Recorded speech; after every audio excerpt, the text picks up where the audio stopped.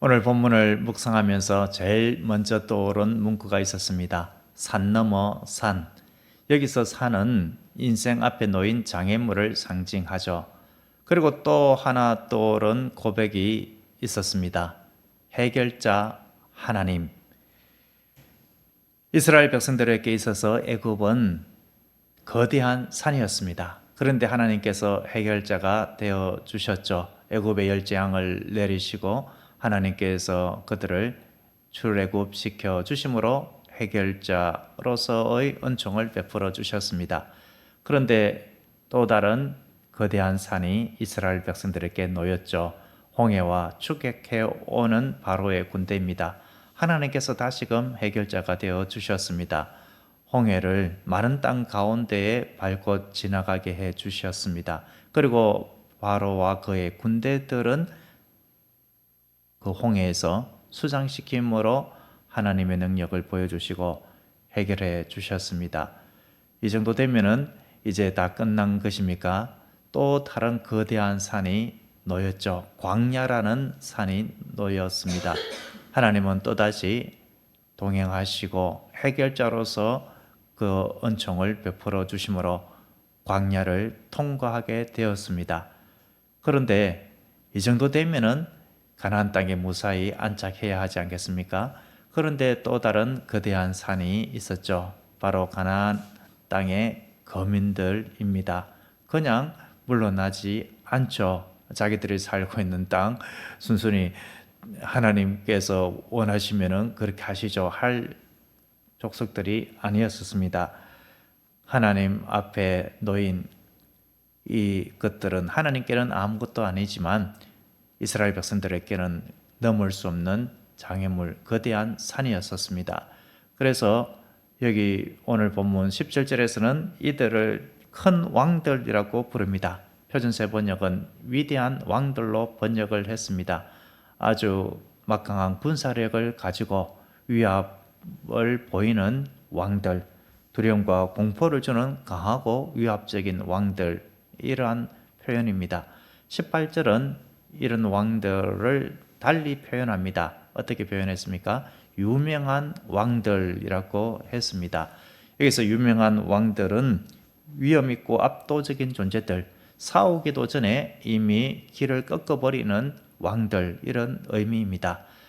이런 큰 왕, 유명한 왕들이 이스라엘 백성들에게 있어서 큰 산이었습니다. 그들 중에 대표적으로 19, 20절에서는 요단강 동편에 있는 아모리 왕 시혼과 바산 왕 옥을 꼽습니다. 이스라엘 백성들이 가나안 정복 전쟁을 할 때에 이런 크고 유명한 왕들 31명의 왕들과의 전투에서 승리했습니다. 요단 동편의 이 두 왕들 그리고 요단 서편의 왕들까지 31명이었는데 하나님의 도움으로 하나님의 능력으로 이 산을 넘을 수 있게 된 것입니다. 신명기 3장 11절을 보면은 바산 옥의 경우에 큰 용사로서 그의 철침상이 9규빗이라고 했습니다. 길이가 9규빗, 한 규빗이 이 팔꿈치에서 손끝까지 한 45.6cm라고 한다면은 약 4.1m의 철침상입니다. 그리고 이 폭이 1.8m 정도, 그 정도 되는 폭이었습니다. 한 규빗이 45.6cm로 이 너비가 4규빗이라고 했습니다. 과시하기 위한 것이다라고 볼 수도 있지만 신장이 왜소한테 그렇게 큰 침상을 했겠습니까? 아마 골리앗 정도 되는 거구가 아니었을까?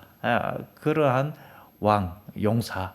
그러니 싸우기도 전에 기가 꺾여버리는 그런 왕들이었습니다. 그런데 어떻게 되었다라고 하고 있습니까? 19절을 보면은 큰 왕들을 치신 이에게 감사하라라고 했습니다.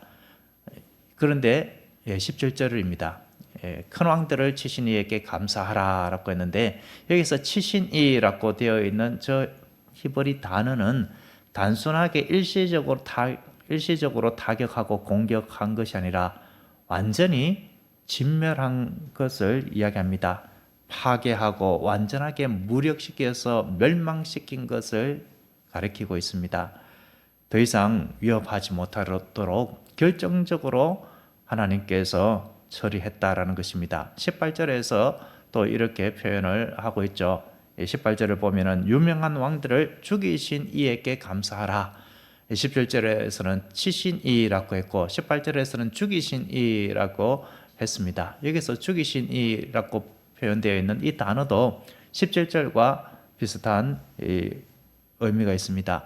죽일 정도로 때리고 멸하게 하는 것에 의미가 있습니다. 단순하게 패배시키는 것이 아니라 그 영향을 완전히 끊어버리는 것을 의미합니다. 그러니까 하나님께서 역사 속에서 완전하게 사라지게 해버리는 것, 한 나라를 완전히 뽑아버리는 역사 속에 그 나라명이 그 민족이 더 이상 존재하지 아니하도록 해버리는 그러한 하나님께서 조치를 하셨다라는 겁니다. 그런데 여기서 죽이신이라고 되어 있는 이 단어는 사법적인 의미까지 들어가 있습니다. 사형, 처형 이런 의미가 있습니다. 사법적인 의미에서 사형, 처형은 공의의 실현이 아닙니까? 정의를 이루기 위한 차원이 바로 사법적인 그러한 처벌이 아닙니까? 사법적 처벌을 하는데 사람은 죄가 없는데 거짓으로 막 이렇게 조작하기도 하고 또 엉터리로 이렇게 사건을 일으키기도 하고 그리고 죄가 없는데 너무나도 심한 고문을 받아서 내가 죄 있습니다 라고 하면서 그렇게 하면서 또 처벌을 하는 그런 엉터리 재판들도 많이 있죠. 역사 속에 많이 있고 우리나라도 많이 있습니다. 그런데 하나님은 그렇지 아니하죠. 하나님은 그 모든 것들이 선하고 일절 어그러짐이 없는 분이십니다. 그런 분이 처형한다라고 할 때는 그 죄가 얼마나 심각했겠는가라는 것이죠. 그렇기 때문에 하나님께서 공의의 심판 차원에서 그 큰 왕, 유명한 왕들을 진멸했다. 그 족속을 진멸했다. 이렇게 말하고 있습니다. 혹자는 이런 말을 하죠. 야, 가나안 땅에 살고 있는 그 사람들이 너무 불쌍한 것 아니냐? 하나님이 무자비한 하나님이 아니냐? 이스라엘 백성들을 거기에 앉히고 그들은 다 쫓아내고 다 죽이고 멸하고 너무 무자비하다, 잔혹하다, 사랑의 하나님이라고 하면서 어떻게 그럴 수가 있느냐? 이런 말을 하는 이도 있죠.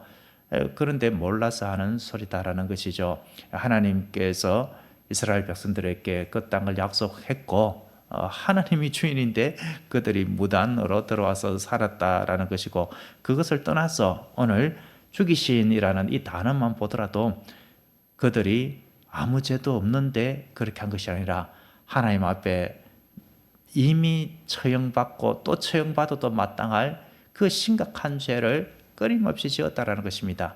창조주 하나님께로부터 그 모든 은택을 다 받아 누리면서 하나님께로 나오지 아니하고 우상을 섬기고 그리고 죄 가운데에 그렇게 살아갔던 그들은 하나님 앞에 마땅한 심판을 받았다라는 것이죠.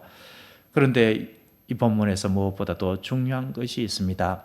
가나안의 그 막강한 왕들을 멸한 분이 하나님이시다라는 말씀이죠.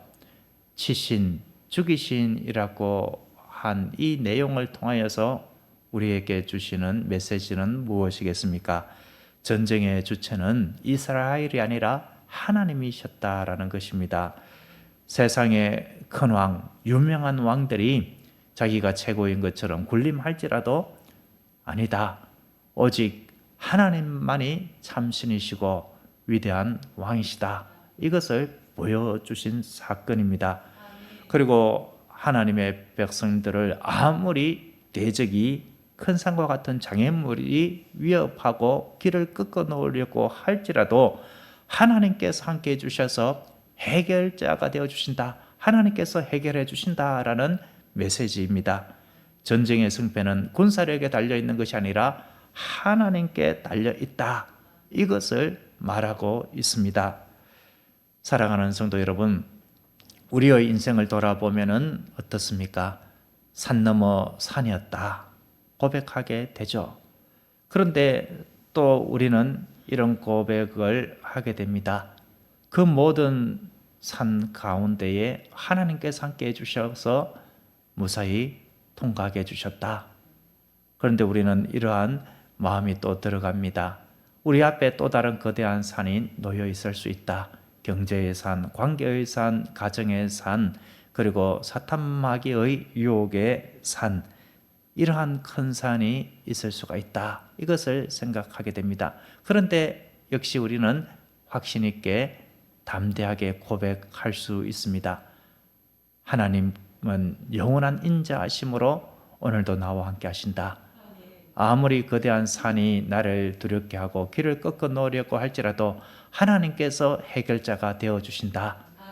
이 고백적인 믿음으로 주님을 의지할 때에 우리는 승리의 개가 부르며 인자가 무궁하신 하나님을 찬양하며 주님께 영광 돌리게 되는 줄로 믿습니다. 기도하겠습니다. 해결자가 되어주시는 하나님 아버지, 우리 앞에 놓인 산과 같은 문제들 앞에서 사람의 힘이 아니라 주님을 의지하고자 합니다. 오늘도 우리보다 앞서 싸우시며 영원한 인자하심으로 함께 하시는 주님을 신뢰하며 담대히 하루를 살아가게 하옵소서. 예수님의 이름으로 기도드립니다. 아멘.